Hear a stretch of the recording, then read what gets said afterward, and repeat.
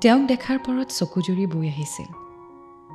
মন্তীয়ে বাৰে বাৰে প্ৰশ্ন কৰিছিল, এওঁৱে আছিলনে তোক ভাল পোৱা প্ৰেমিকজন? ক'তা? নাইচোন, একোৱে আগৰ দৰে হৈ থকা নাই।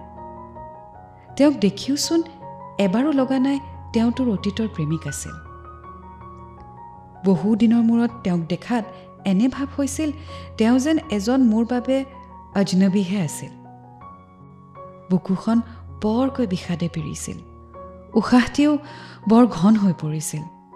সৰ্প শৰীৰ কঁপি উঠিছিল। এনে লাগিছিল ৰৈ যাওক উশাহ, শেষ হৈ যাওঁ ইয়াতে।